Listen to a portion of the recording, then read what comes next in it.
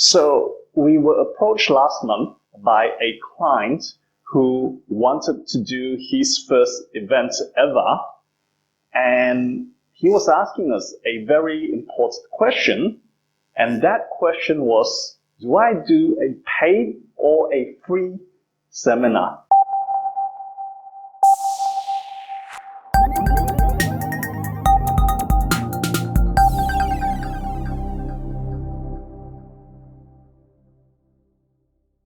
This client basically hadn't done seminars before this, and he has no brand, no following. So my suggestion was that we first do a free seminar just to test the waters and to see how many people we can get. Now, he told me his minimum target was 125 people. So in order to achieve 125 people, we needed to get 400 people for this event. Now, we're still promoting this event, and so far we have over 1 week to go, and we have hit 395 signups. So we're just 5 short, which we will probably fulfill today.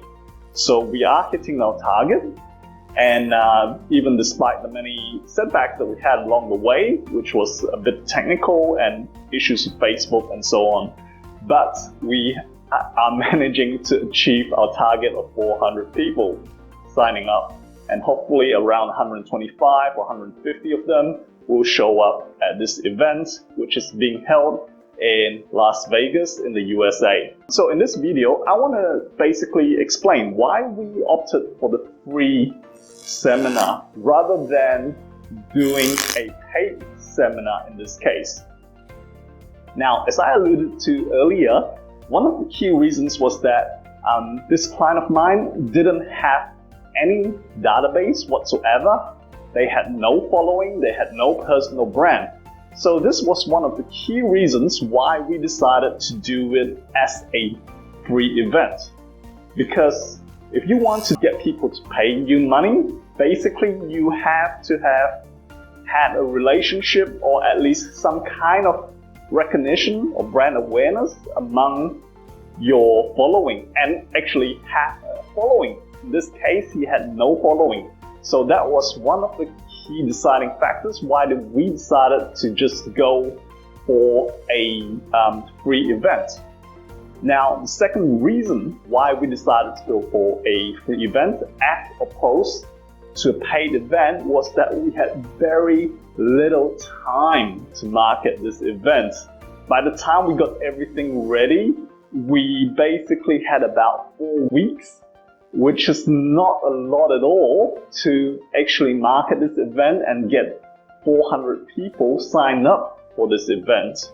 So the lead time was an important factor, because if you want to do a paid event, you need more lead time because you need time to indoctrinate and to educate people as to why your event is actually worth paying for to come.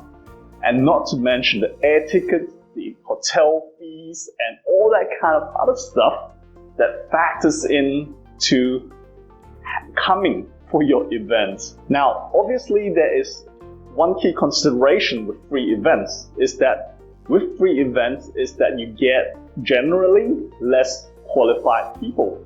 Because the barrier to entry is so low, anyone and everyone can register for your event. So the quality of people that show up at your events is probably not as good if you were to have a paid event. So that's one important consideration. So in this case, yeah, we wanted to have good quality people, but because of the time factor, we decided, yep, let's have a lot of people register and then qualify them with a phone call from there. So that's one of the other tactics that we use in this case, is to qualify prospects with a phone call. One of the key considerations of a free event versus a paid event is that the show-up rates at free events tend to be much lower because they have not invested any interest into the event at this stage, right? There's no payment, there's no paying for not showing up. So in this case, we had to make sure we had ample numbers so that we still could fill the room of 125 people.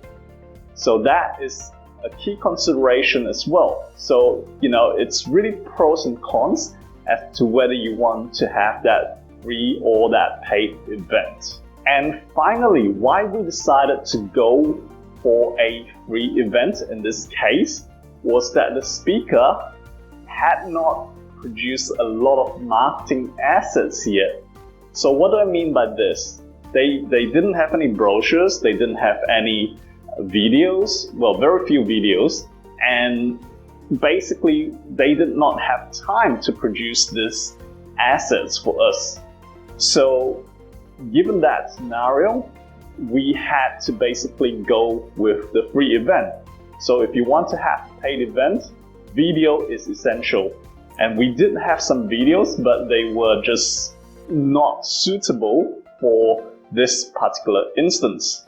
So they did not have time to produce more videos for us, so we just had to go with what we had. So when you are deciding whether you want a free event or paid event, you have to look at whether you have an online following. Do you have a database, a list? Do you have a personal brand? Do you have the right marketing assets? Do you have the proper lead time? Do you have the proper budget?